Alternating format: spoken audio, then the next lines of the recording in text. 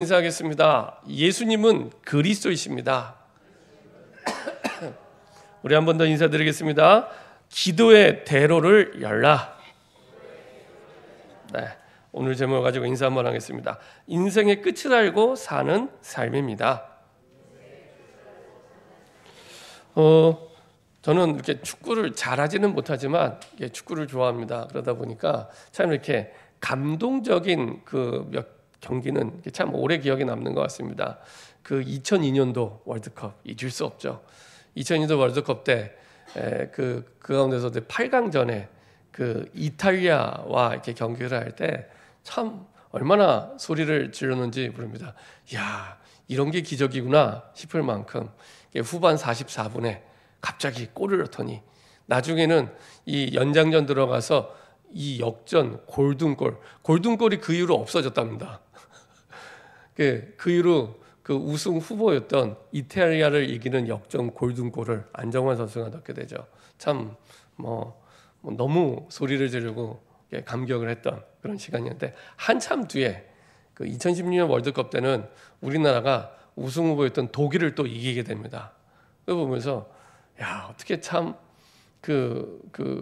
예선에는 이미 떨어졌지만 마지막 경기에서 포기하지 않고 끝까지 결국에는 또 역시 후반에 골을 넣고 나중에는 이제 손흥민 선수가 끝까지 달려가서, 사실은 예선 탈락했는데 끝까지 달려가서 골을 넣게 되죠. 그래서 그때 당시에 원래 멕시코가 16강에 못 오를 뻔했는데 올라가는 바람에 그때 당시에 그 멕시코 친구를 둔 그 한국인들은 굉장히 밥을 많이 얻어먹었다고 합니다. 굉장히 감사해하고, 너희 나라 때문에 우리나라가 월드컵 16강에 올라갔다 이러면서 멕시코 사람들 한국인을 굉장히 좋아했다고 합니다. 그걸 보면서 이런 감동 드라마를 쓰는구나. 근데 만약에 우리가 그 결과를 지금 알고 있잖아요. 알고 있는 상황에서는 그렇게 우리가 그것 때문에 놀라지는 않습니다. 그렇죠? 왜냐? 결과를 알고 있기 때문에. 우리가 문제와 어려움이 왔을 때도 마찬가지입니다. 그 문제와 어려움이 왔을 때 결과를 알고 있으면 사실은 그 문제 때문에 놀라거나 아니면 두려워하거나 아니면은 어려워하거나 그러지 않습니다. 낙심하거나 그러지 않습니다. 결과를 알고 있기 때문에.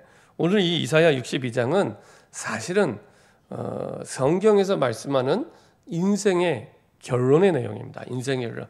우리 인생, 하나님의 자녀가 된 인생이 도대체 어떻게 될 거냐라고 했을 때 이사야 62장처럼 하나님이 축복하시고 응답을 주시겠다는 인생의 결론입니다. 이것은 곧 교회의 결론이기도 합니다.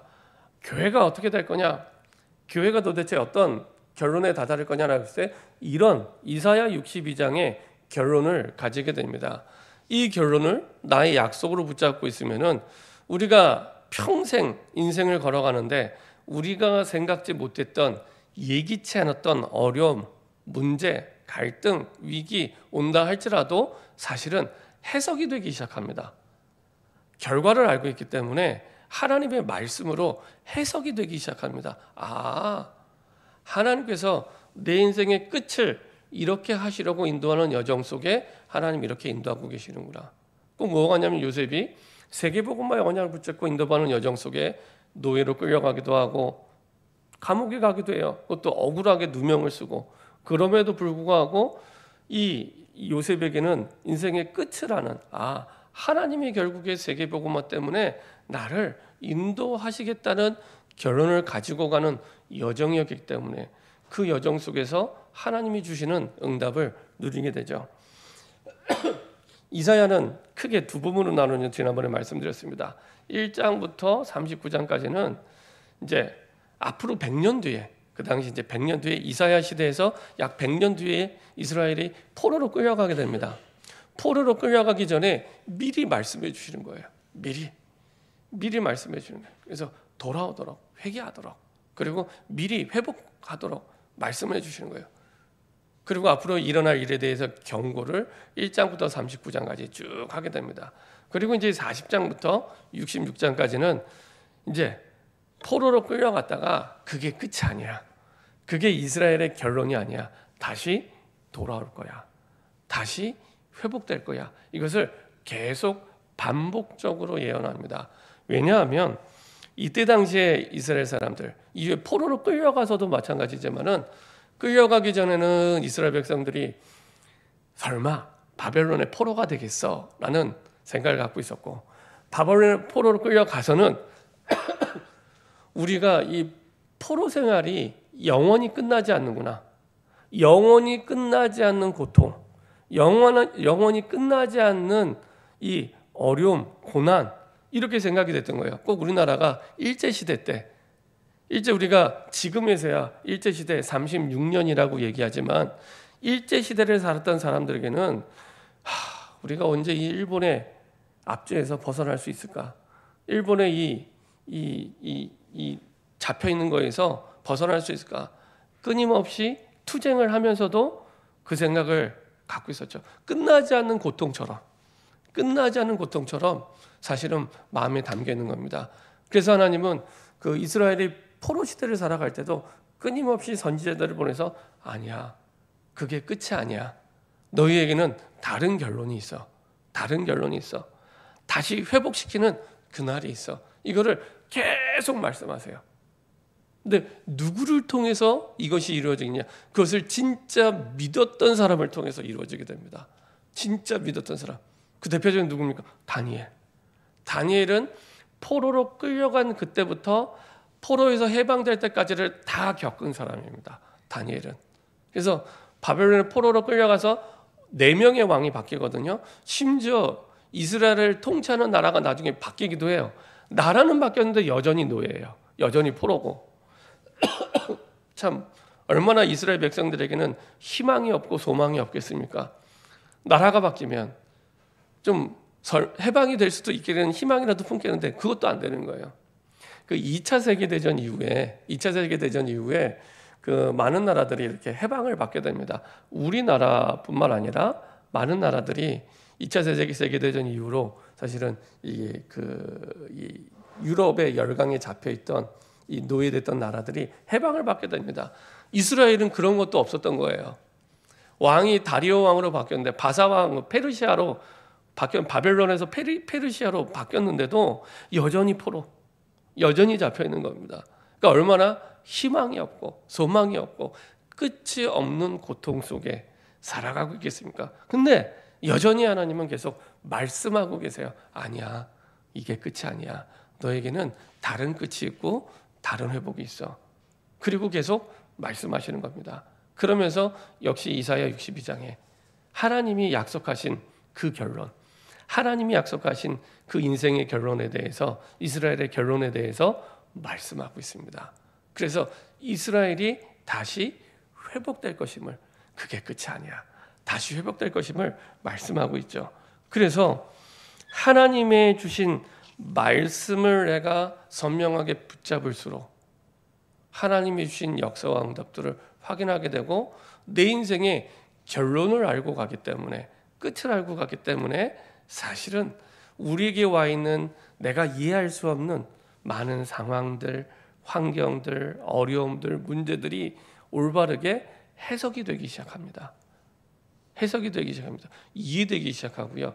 이해가 돼야, 해석이 돼야 그것을 정복하게 되고 그 너머에 있는 하나님의 계획 속으로 들어가게 됩니다. 그래서 하나님의 말씀을 붙잡는 것 너무너무 중요하죠. 하나님의 말씀이 성경은 우리의, 그래서 과거에 대한 하나님의 증거요, 그리고 현재에 대한 하나님의 해답이요, 미래에 대한 우리 인생의 방향입니다. 그래서 하나님의 말씀을 통해서 어떻게 하나님이 역사하시는지 우리의 과거의 증거들을 확인하고 확신하게 되고요. 그 믿음 속에서 오늘 내가 풀어야 될 문제, 고민, 여러 가지 많은 일들 속에서 해답을 발견하게 됩니다. 해답이란 말은 풀해자잖아요. 풀해자. 문제가 왔는데 그걸 풀 수 있는 답, 그게 말씀에 있습니다. 더 정확히 말씀드리면 말씀에만 있습니다. 그래야 해석이 됩니다.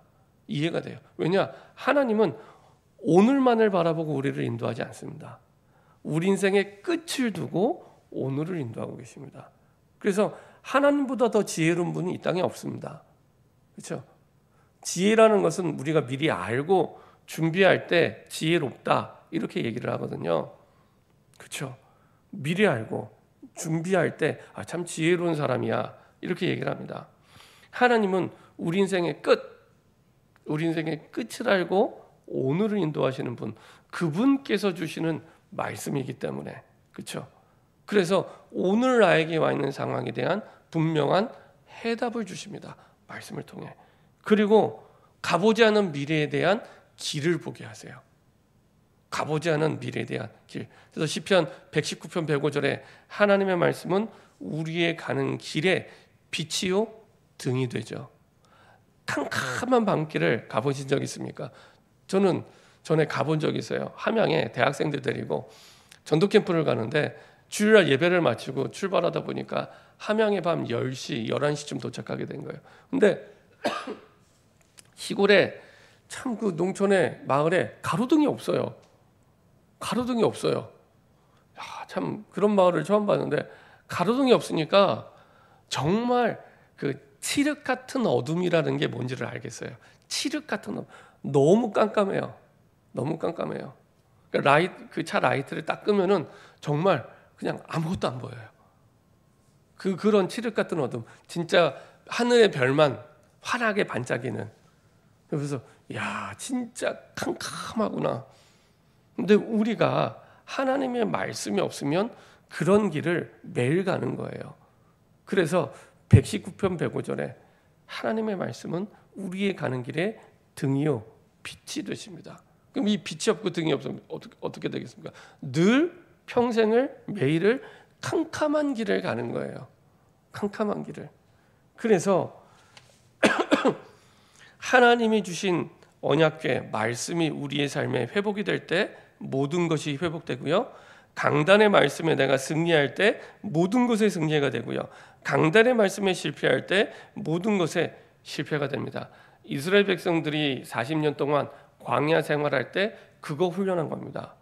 그래서 성막을 중심으로 그리고 모든 것이 움직여지잖아요. 40년 동안.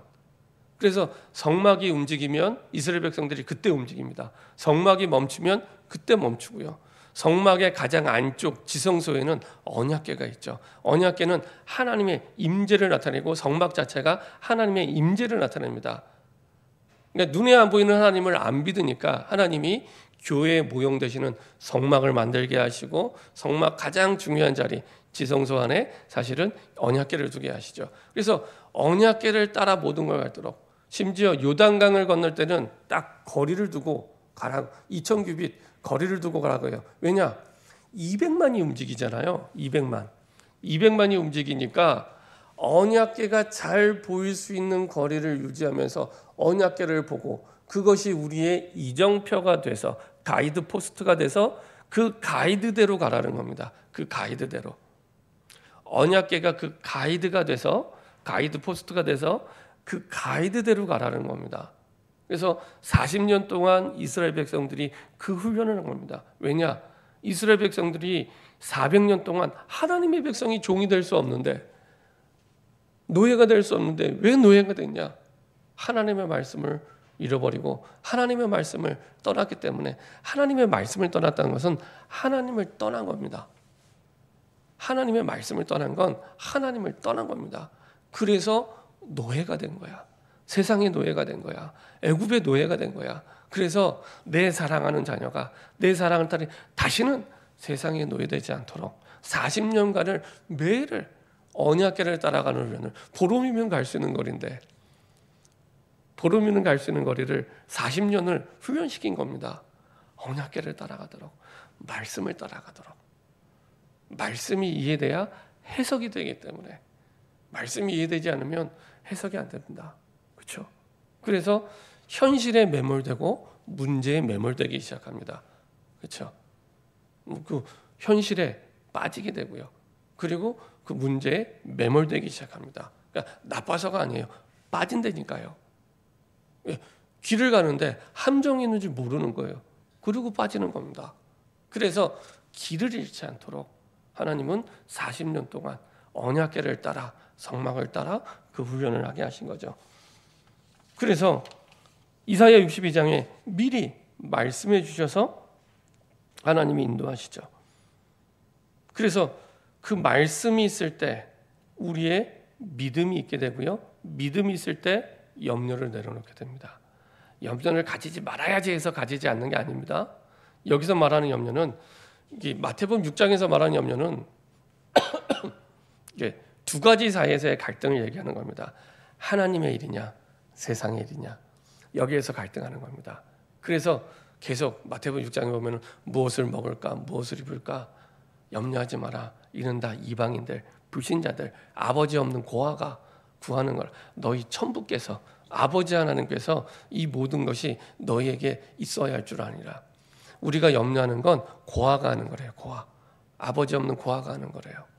우리는 아버지가 있기 때문에 아버지 하나님이기 때문에 그 하나님이 전능자요 창조주이기 때문에 아무것도 없는데 가장 좋은 것을 만들 수 있는 창조주이기 때문에 그렇죠.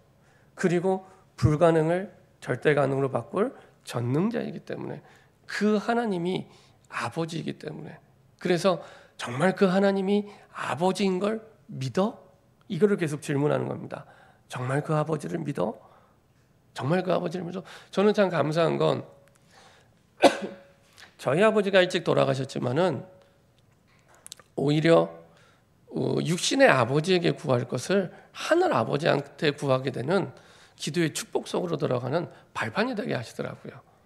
그래서 육신의 아버지에게 구해야 될 많은 것들을 내가 하늘 아버지께 구하게 되는 그래서 그 하늘 아버지를 내가 누릴 수 있도록 하나님은 기도의 대로를 열 수 있는 시스템을 저에게 준비시켰더라고요. 아버지 하나님을 정말로 믿어? 이거를 예수님이 계속 반복적으로 질문한 겁니다. 그러니까 문제의 크기의 문제가 아니라 문제의 난이도의 문제가 아니라 아버지를 믿는 믿음의 문제라는 걸 성경은 계속해서 말씀하고 있습니다. 우리는 그렇게 생각 안 하잖아요. 문제의 난이도의 문제라고 생각하잖아요. 내가 풀 수 있으면 괜찮고 내가 풀기 어려우면 안 되고 이렇게 생각하는 겁니다. 문제의 크기에 따라서 달라지는데 성경은 그게 아니래요. 문제의 크기가 아니라 문제의 난이도가 아니라 아버지 하나님을 믿어 반복적으로 똑같이 예수님이 기도에 대해서 말씀할 때마다 똑같이 질문하는 내용입니다. 누가복음 11장, 누가복음 18장, 마태복음 6장 똑같이 믿음에 대해서 질문하고 계십니다. 기도를 말씀하실 때마다 믿음을 말씀하세요. 인자가 올 때 믿음을 보겠느냐, 그렇죠? 인자가 올 때 믿음을 보겠느냐, 그거를 계속 말씀하고 계시는 거예요. 그래서 먼저 그의 나라를 구해라. 그 믿음을 가지려면 주인이 바뀌어야 돼. 주인이. 우리가 예수님을 영접했다는 것은 예수님을 내 인생의 주인으로 받아들인 겁니다. 내가 처음 예수님을 영접할 때 예수님을 내 인생의 주인으로 고백한 겁니다. 근데 우리가 살아가다 보면은 처음에는 주인으로 고백은 했는데 살아가는 현실 속에서는 주인이 아니에요. 그냥 옆집 아저씨처럼 손님처럼 내가 보고 내가 듣고 내가 판단하고 내가 생각하고 내가 결정하고 내가 예수님을 주인으로 고백을 했는데 그래서 주인이 바뀌도록 말씀하고 있습니다. 주인이. 그래서 주인이 바뀌면 내 인생의 통제권을 주님께 드리는 겁니다. 그렇죠? 한번 잘 생각해 보세요. 우리의 과거를 돌아볼 때 내가 해서 잘 된 게 있는지 아니면 정말 하나님이 주인 됐을 때 어떻게 하셨는지를 확인해 보면은 그 말씀이 그 응답이 우리의 증거가 되는 겁니다. 잘 확인해 보시면 내가 주인 될 때마다 하나님이 주인 될 때는 비교할 수 없는 응답과 역사가 하나님이 주인 될 때 있었구나 확인하게 됩니다. 그리고 우리 인생의 우선순위를 드릴 때 우리의 하나님이 주신 예수님의 의가 우리 삶에 나타나기 시작하죠. 예수님의 의는 하나님을 떠나서 모든 문제 속에 노예됐던 우리를 다시 회복하도록 하나님을 만나게 하신 게 예수님의 의입니다. 예수님의 의로 말미암아 우리가 하나님을 만나게 되고 그리고 하나님의 자녀가 된 거죠. 그래서 하나님과의 관계가 회복이 된 겁니다. 하나님과의 관계 회복 속에 내 인생의 우선순위를 결단하시는 거예요. 내가 먼저 예배드리고, 먼저 기도하고, 먼저 전도하고, 먼저 선교할 때, 그렇죠? 그러면 하나님이 어떻게 우리에게 역사하시냐? 이 모든 것, 우리에게 필요한 걸 너무나 잘 아시는 하나님이 알고 계신 우리에게 꼭 있어야 될 모든 것들을 다 주신대요. 이게 우리에게 주신 약속이고, 이게 하나님의 나라의 축복이고요.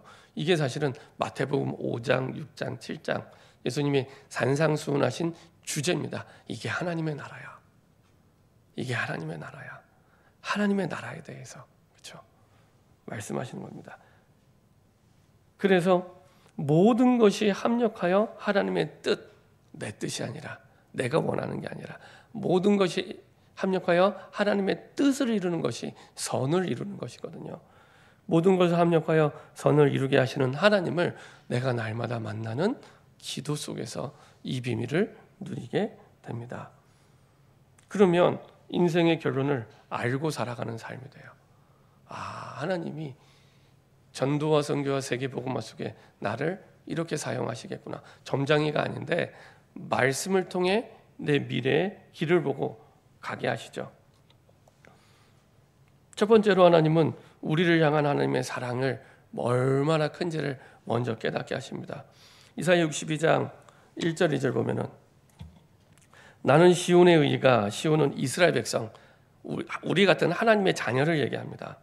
나는 시온의 의가 빛같이 예루살렘의 구원이 횃불같이 나타나라. 시온을 위하여 잠잠하지 아니하며 예루살렘을 위하여 쉬지 아니할 것인즉. 아까 말씀드렸죠. 시대적인 배경. 이스라엘 백성들이 포로로 끌려가기 전에, 또 포로로 끌려가서도 도저히 헤어나올 수 없는 바벨론의 포로, 노예, 이렇게 생각을 하는 겁니다. 나는 평생 노예로 살다 죽는구나. 나는 이 문제 때문에 시달리다가 망하는구나, 죽겠구나. 그 생각으로 꽉 잡혀 있는 거예요. 그래서 이 말씀을 하신 겁니다. 나는 시온의 의가 빛같이 예루살렘의 구원이 횃불같이 나타나. 횃불 아시죠? 횃불처럼 환하게 누구나 보도록 예루살렘을 구원할 것이라고. 그것을 위해 내가 지금도 쉬지 않고 있다고. 포로로 끌려가 있는데 눈에는 아무런 하나님의 역사가 안 나타나는데 내가 이렇게 쉬지 않고 너희의 구원을 두고 횃불처럼 나타나도록 내가 일하고 있어. 이 말씀을 하시는 겁니다. 이방 나라들이 내 공의를, 뭇 왕이 다 내 영광을 볼 것이요 너는 여호와의 입으로 정하실 새 이름으로 일컬음이 될 것이며. 이방 나라의 내 공의를, 모든 나라 모든 왕들이 너에게 이루어질 공의, 하나님의 구원을 이루시는 그 공의, 아무도 막을 수 없는 그 공의를 보게 될 거야. 내가 할 거야. 그래서 내가 내 입으로 너에게 새로운 이름을 지어주고 새롭게 너희를 시작하게 할 거야.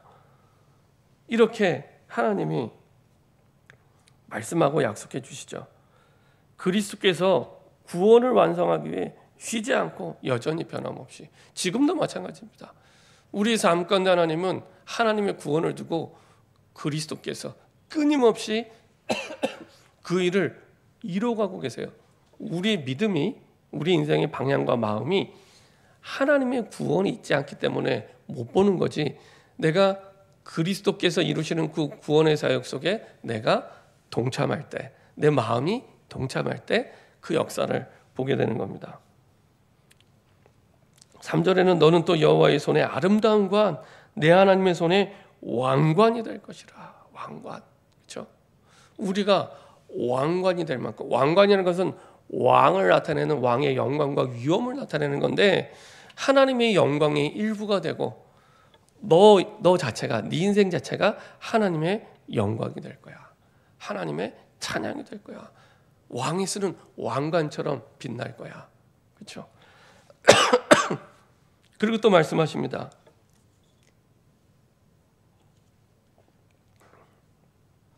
4절에 다시는 너를 버림받은 자라 부르지 아니하며 다시는 내 땅을 황무지라 부르지 아니하고 오직 너를 헵시바라 하며 내 땅을 뿔라라 하리니 이는 여호와께서 너를 기뻐하실 것이요 내 땅이 결혼한 것처럼 될 것입니다. 마치 청년이 처녀와 결혼한 같이 내 아들들이 너를 취하겠고 신랑이 신부를 기뻐한 같이 내 하나님이 너를 기뻐하시라. 막 하나님이 우리를 보는데 너무 기쁘다는 거예요. 너무 사랑스럽고 그래서 신랑이 신부를 바라보는 거죠. 너무 기뻐서 결혼할 때. 그래서 아예 여기는 헵시바라. 헵시바가 무슨 뜻입니까? 너는 나의 기쁨이라는 뜻입니다. 너는 나의 기쁨이야. 너가 내 기쁨이야. 하나님의 너 내 기쁨이야. 어떻게 망할 수가 있겠습니까? 그리고 뿔라라 이거는 결혼한 여자다, 남편이 있다 이런 뜻인데 좀 더 이 문맥에 맞게 표현하면 나 좋아하는 남자가 너무 많다는 거예요. 슈퍼스타처럼 내가 길거리만 나가면 다 남자들이 나를 쳐다보는 거예요. 그렇게 너를 쳐다보고 너를 기뻐하고 너를 좋아할 거야. 이렇게 부르셨다는 겁니다. 우리 존재 자체를 너무 기뻐서 그렇죠.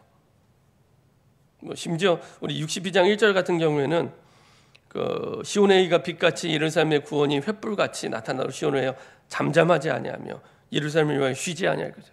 이건 꼭 뭐가 하냐면은 엄마가 아기가 태어나면은 아기를 돌보기 위해서 끊임없이 쉬지 않고 거의 24시간 대기잖아요. 계속 아이가 배고픈지 안 배고픈지, 아이가 어디 아픈지 안 아픈지, 아이가 혹시 위험한지 아니면 계속 돌보는 것처럼 돌본다는 거예요. 그것도 기쁨이에요. 너는 나의 기쁨이야. 기쁨으로 막 그 가장 아이들이 이쁠 때 있잖아요. 100일 지나고 돌쯤 됐을 때 막 아장아장 걷고 막 이쁠 때 막 너무 귀여워서 너무 어쩔 줄 몰라 하는 것처럼 그렇게 우리를 어쩔 줄 몰라 하는 그 부모의 마음처럼 기뻐하신대요. 우리가 그 대상이랍니다. 근데 어떻게 너희가 회복이 안 되고 못 돌아오겠냐. 워낙 이스라엘 백성들이 안 믿으니까 이 말씀을 계속 하시는 겁니다. 아니야, 이게 끝이 아니야. 너 회복될 거야. 내가 넌 나의 기쁨이야. 넌 나의 행복이야. 막 기뻐서 어쩔 줄 몰라. 스바냐 3장 17절에 있는 말씀은 그 기쁨을 이기지 못하는 것처럼 내가 너를 사랑해. 이 말씀을 계속 하시는 겁니다. 그렇죠? 그래서 로마서 8장 1절 2절에 있는 말씀대로 죄와 사망의 법서 완전히 끝낸 더 이상 그 고통과 사망의 권세가 지옥의 배경이 너를 주관하지 못해. 너는 하나님의 생명의 성령의 법으로 살아가는 사람이야. 근데 많은 사람들이 구원받고 나서도 그렇게 생각을 못할 때가 많이 있습니다. 왜냐? 여러 가지 우리에게 와 있는 문제와 어려움 때문에 자꾸만 착각하고 오해되게 되는 거예요. 예를 들면 여행 가서 사고가 났다. 그러면 내가 왜 여행을 갔을까? 여행을 가지를 말걸. 이렇게 생각하는 거죠. 결혼을 했는데 너무 남편이 나를 힘들게 해요. 아니면 아내가 너무 나를 힘들게 해요. 내가 왜 결혼을 했지? 내가 결혼하지 말았어야 되나? 이렇게 생각하는 겁니다. 근데 이게 불신앙인 줄 몰라요. 그걸 보고 원인무효라고 하잖아요. 원인무효. 그 불신앙인 줄 몰라요. 그렇죠? 하나님 그게 아닙니다. 그것을 발판 삼아 보혈의 능력으로 다시 시작하는 거예요. 다시 하나님의 회복을 두고 하나님의 주권을 믿고 보혈의 능력으로 다시 시작하고 새로운 시작을 하는 거예요. 그게 발판되어서 그게 하나님의 뜻이고 그게 복음의 능력인데 그거는 잊어버리고 내가 왜 그랬을까? 내가 왜 그런 선택을 했을까? 내가 왜 그때 그랬을까? 이렇게 계속 원인무효. 그렇죠? 자꾸 과거로 돌아가요. 불신자도요. 성공하는 사람은 과거보다는 미래를 생각한답니다. 불신자들도. 근데 우리는 자꾸만 다시 과거로 돌아가. 다시 과거로. 원인무효야. 막 이런 마음을 가지고. 근데 하나님은 그게 아닙니다. 하나님의 주권 속에. 그렇죠? 우리를 사랑하시는 그 축복 속에 그 언약 속에 있기 때문에 그것을 발판 삼아 주의 보혈의 능력으로 새로운 시작을 하도록 하나님이 이끄시고 있는 거죠. 자, 그래서 그것을 두고 하나님 우리에게 뭘 하기 원하시냐? 이사야 62장 6절 7절 잘 나타났습니다. 같이 한 목소리로 6절 7절 같이 합독하도록 하겠습니다. 예루살렘이여, 내가 너의 성벽 위에 파수꾼을 세우고 그들로 하여금 주야로 계속 잠잠하지 않게 하였느니라. 너희 여호와로 기억하시게 하는 자들아, 너희는 쉬지 말며 또 여호와께서 예루살렘을 세워 세상에서 찬송을 받게 하시기까지 그로 쉬지 못하시게 하라. 우리가 지난번에 봤던 데살로니가서 5장 17절과 일맥상통하는 말씀입니다. 그렇죠? 항상 기뻐하고 범사에 감사한 비밀이 어디냐?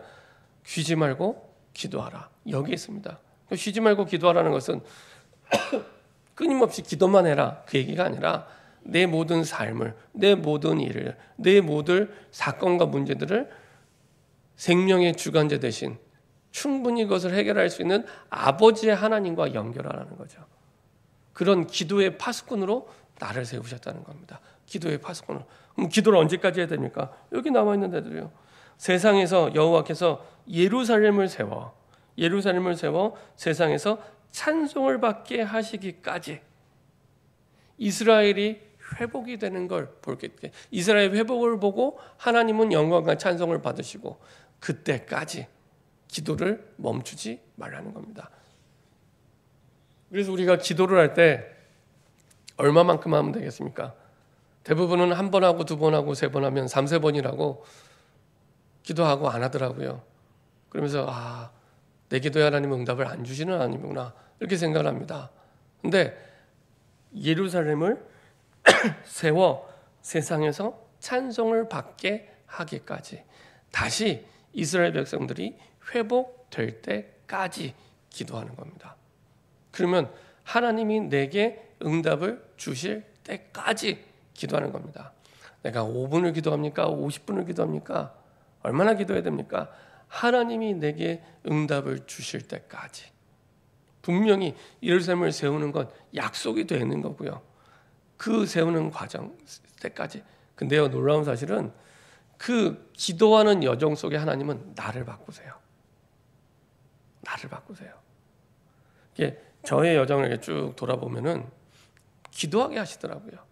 기도하게 하시는데 기도하는 과정 속에 제일 큰 응답이 뭐였냐? 나를 바꾸세요. 내 믿음을 바꾸시고요. 내 생각을 바꾸시고요. 나를 치유하세요. 나를 회복하세요. 그리고 결정적으로 내 믿음을 바꿔주셔서 믿음대로 역사하시는 하나님을 보게 하세요. 그게 히브리서 11장에서 말씀하시는 믿음입니다. 믿음은 바라는 것들의 실상이요 보지 못하는 것들의 증거가 되나니 2절 선진들이 이로써 증거를 얻었느니라 하면서 그 이스라엘의 조상들, 믿음의 조상들을 쭉 얘기하죠. 믿음의 조상들이 그렇게 기도하고 응답을 받았대요. 처음에 눈에 안 보여요. 그래서 믿음은 바라는 것들의 실상, 보지 못하는 것들의 증거가 된다고. 믿음으로 보여질 때까지, 믿음으로 보여지면 그때 실상이 되는 겁니다. 그때 실상이 되는 겁니다. 그렇죠? 근데 그 여정이 기도 속에 있어요. 기도할 때 하나님은 기도를 통해 그 믿음이 실상이 될 때까지 나를 이끌어 가세요. 그래서 기도의 파수꾼으로, 내 가정의 기도의 파수꾼으로, 그렇죠? 내 직장의 기도의 파수꾼으로, 내 지역의 기도의 파수꾼으로, 그 지역이 돌아올 때까지, 그 직장의 구원이 임할 때까지, 그렇죠? 우리의 가정의 구원이 임할 때까지 기도의 파수꾼으로 우리를 세우신 겁니다. 그것도 끊임없이 쉴 새 없이 우리에게 응답 주시고 일하고 계시대요. 계속 반복적으로 말씀하시는 거죠. 내가 지금 눈 감고 있고 놀고 있지 않아. 끊임없이 너희 구원을 두고 지금도 내가 계속 일하고 있어. 지금도 하나님은 변함없이 우리의 구원을 두고 계속해서 일하고 계십니다. 그래서 기도 24의 삶 속으로, 다시 말하면 기도 속에서 내 삶이 움직이길 원합니다. 이 이사야서의 대표적인 응답을 누린 사람이 다니엘이잖아요. 매번 우리 예비 시작할 때 이사야 43장 읽을 때마다 기억이 나요. 내가 물 가운데로 지날 때 내가 너와 함께 할시라. 강을 건널 때 물이 너를 침몰하지 물 것이며 내가 불 가운데 지날 때에도 타지도 아니할 불꽃이 너를 사르지도 못하리니. 이게 다니엘과 세 친구가 받은 응답이잖아요. 용광로에 들어가도 타지 않는, 사자굴에 들어가도 먹히지 않는 그 응답을 받았잖아요. 그 응답의 증인이 다니엘과 세 친구잖아요. 이사야의 말씀대로. 근데 다니엘의 특징, 다니엘 6장 10절입니다. 죽음의 위기 속에 기도하죠. 근데 갑자기 기도한 게 아닙니다. 늘 기도 속에 있었어요. 그래서 하루 3번 전에 행하던 대로, 하루 3번 전에 행하던 대로 평상시의 기도의 힘이 우리의 위기와 문제를 능히 정복할 능력이 됩니다. 그렇죠? 평상시 기도 속에. 그래서 기도 속에서 모든 일을 이루어 가시고 그것을 보게 하십니다. 그래서 우리 인생의 모든 노력을 열매 맺게 하세요. 그때부터. 자, 8절 9절입니다. 8절 9절. 같이 한 목소리 합독하겠습니다. 여호와께서 그 오른손 그 능력의 팔로 맹세하시되 내가 다시는 내 곡식을 내 원수들에게 양식으로 주지 아니하겠고 내가 수고하여 얻은 포도주를 이방인이 마시지 못하게 할 것인즉 오직 추수한 자가 그것을 먹고 나 여호와를 찬송할 것이요 거둔 자가 그것을 나의 성소 뜰에서 마시리라 하셨느니라. 여호와께서 그 오른손 그 능력의 팔, 우리가 보통 오른손잡이가 많잖아요. 그 오른손이란 말은 힘 있는 하나님께서, 능력의 하나님께서 이렇게 강하게 역사하시겠다, 이런 말씀입니다. 어떻게 해요? 다시는 내 곡식을 내 원수들에게 양식으로 주지 아니하겠고. 이스라엘 백성들은 끊임없이 약탈당하고 강탈당하고 그랬거든요. 곡식을 다 만들어 놓으면 빼앗기는 거예요. 도둑맞는 거예요. 눈앞에서 가져가는 거예요. 다른 민족에게 끊임없이, 블레셋에게, 아수르에게, 또 바벨론에게. 그거 안 하게 됩니다. 우리 인생을 살면서도 그런 경우 많잖아요. 내가 열심히 노력하고 돈 모았는데 한순간에 무너지는 거예요. 한순간에 무너지고 한순간에 사라지는 거예요. 그런 경우가 많다는 겁니다. 그거 이제는 못하게 막겠다는 겁니다. 하나님이. 그렇죠? 그런 경우 너무 많아요. 인생에 성공한 것 같고 많은 걸 모은 것 같은데 한순간에 다 잃어버리고 한순간에 다 빼앗기는 거예요. 왜 빼앗기는지 몰라요.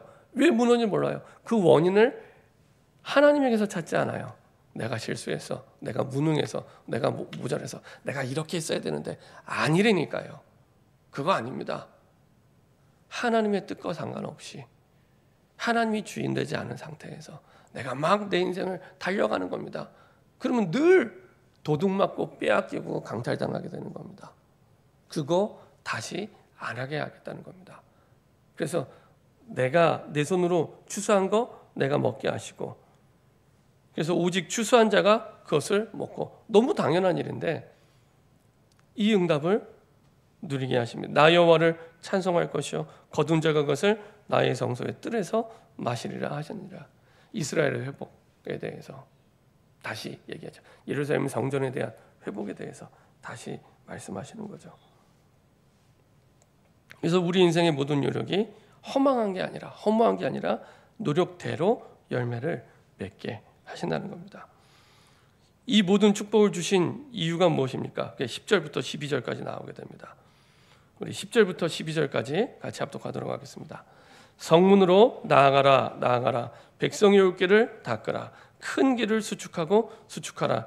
돌을 제하라. 만민을 위하여 기치를 들으라. 여호와께서 땅 끝까지 선포하시되 너희는 딸 시온에게 이르라. 보라, 내 구원이 이르렀느니라. 보라, 상급이 그에게 있고 보응이 그 앞에 있느니라 하셨느니라. 사람들이 너를 일컬어 거룩한 백성이라 여호와께서 구속하신 자라 하겠고 또 너를 일컬어 찾은 바 된 자여 버림받지 아니한 성읍이라 하리라. 하나님의 구원을 이루는 사명자의 삶으로 하나님이 이끄시는 여정이죠. 그래서 만민을 위해 기치를 들어라. 만민을 위해 구원의 깃발을 높이 들어라. 그것 때문에 앞에 있는 모든 축복과 응답을 주시는 거예요. 왜 이스라엘이 다시 회복이 되냐? 하나님이 처음 이스라엘 백성을 선택하실 때 세계를 살리는 제사장 국가로 선택을 하셨습니다. 너희만 잘 먹고 잘 사는 게 아니고 너희 먹고 사는 거 위해 사는 존재, 그 정도 축복으로 사는 존재가 아니라 너희가 제사장 국가가 돼서 모든 민족 만민을 살리도록 이렇게 부름받은 겁니다. 근데 그 사명을, 언약을 잃어버리면서 사명을 잃어버린 거예요. 그래서 다시 하나님은 그 사명을 회복시켜서 이스라엘 통해 세계 만민 땅 끝을 살리시겠다는 하나님의 약속입니다. 하나님의 구원을 두고 이제는 구원의 깃발을 높이 들어서 앞서서 구원의 깃발을 들고 가라는 겁니다. 그리고 땅 끝까지 그것을 선포하라는 겁니다. 모든 민족 만민이 그 이스라엘의 회복 구원을 보고 돌아오도록 내게 응답을 주시는 것도 그 응답을 통해 지금도 우리의 현장과 전 세계 현장에는 똑같은 고민, 갈등, 문제를 가지고 살아가는 사람들에게 답을 주어서 하나님의 구원을 이루도록 하나님께서 이스라엘을 회복시키시는 거죠. 그래서 세상을 살리는 복음의 플랫폼으로 부르신 겁니다. 플랫폼 아시죠? 스테이션. 만민이 돌아오는 구원받는 플랫폼. 그리고 다시 전 세계로 보내는, 그렇죠? 하나님은 이 땅의 교회를, 우리 교회를 그렇게 부르신 거예요. 그래서 모이는 교회로, 또 한 주간은 또 흩어지는 교회로 세상 살리도록. 그래서 이제는 비추는 영적 파수꾼으로 파수망대가 돼서 복음의 빛을 비추도록, 이제는 그 사명을 다하도록, 그리고 전 세계를 살리는 영적 안테나가 돼서 구석구석 소통이 되도록, 이 복음이 계속 전 세계 현장으로 파고 들어갈 수 있도록, 이렇게 하나님은 우리를 축복하시고 사명자의 삶으로 부르신 겁니다. 결론입니다. 인생에 해결할 수 없는 어려움, 그렇죠? 지금 이스라엘에 당한 상황이죠. 해결할 수 없는 어려움, 끝이 없는 어려움, 문제, 갈등, 위기가 왔을 때는 가장 먼저 우리 인생에 주신 사명을 확인할 시간표입니다. 뭐 때문에 하나님 나를 이 땅에 태어나게 하셨을까? 이 땅에 이유 없는 인생은 없습니다. 이유가 있습니다. 반드시 이유가 있습니다. 그 사람이 능력이 있든 없든 힘이 있든 없든 이 땅에 하나님 태어나게 하신 이유가 있습니다. 다시 말하면 사명이 있습니다. 그 사명을 확인하는 거예요. 내가 처음 예수님을 영접할 때, 내가 처음 복음 들을 때, 내가 처음 직분 받을 때 주셨던 사명, 그것을 내가 얼마만큼 지금 이루었는지, 그 시간표를 보고 앞으로 어떻게 이루어갈지를 확인하는, 사명을 확인하는 시간표입니다. 그래서 나의 삶을, 나의 사명을 확인하는 시작이 될 수 있도록. 그리고 어떻게 이루어가냐? 기도의 파수꾼으로. 기도의 파수꾼으로. 여호와께서 예루살렘을 세워 세상에서 찬송을 받게 하시기까지. 내 현장에서 나를 만나는 사람들이 나를 통해 찬송을 받게 하시기까지. 하나님의 자녀만 찬송할 수 있잖아요. 불신자가 찬송하나요? 불신자는 찬송할 수 없습니다. 그렇죠? 하나님의 구원이 임할 때 하나님의 찬송이 시작되죠. 내 현장에, 내 모든 만남에 하나님의 구원이 임할 때까지 기도의 파수꾼으로 서기를 하나님이 원하고 계십니다. 이렇게 기도의 시스템이 세워지는 여정이 우리 인생의 대로가 됩니다. 특별히 우리 후대들이 정말로 응답과 상관없이 이런 기도의 파수꾼, 기도의 대로가 활짝 열리길 소원합니다. 인생의 끝을 말씀하시고 오늘도 이스라엘을 인도하시는 것처럼 하나님은 말씀을 통해 우리의 고난과 문제를 해석하시고 그리고 우리의 오늘을 인도하고 계십니다. 이렇게 응답을 받는 하나님의 구원을 이루는 데 쓰임받는 저 여러분들의 삶이 되기를 소원합니다. 기도하겠습니다. 하나님 감사드립니다. 인생의 끝을 알고 인생의 결론을 알고 사는 삶 속에 축복하심을 감사드립니다. 우리의 모든 상황 속에 놀라지 말고 당황하지 말고 낙심하지 말고 하나님의 말씀으로 우리 인생을 해석하게 하시고 그 속에 하나님이 우리에게 주신 하나님의 그 구원과 응답을 누리면서 여호와께서 예루살렘을 세워 세상에서 찬송을 받게 하시기까지 사명자의 삶을 누릴 수 있도록 기도의 파수꾼의 축복을 누리게 하여 주옵소서. 감사드리며 주 예수 그리스도의 이름으로 기도합니다. 아멘.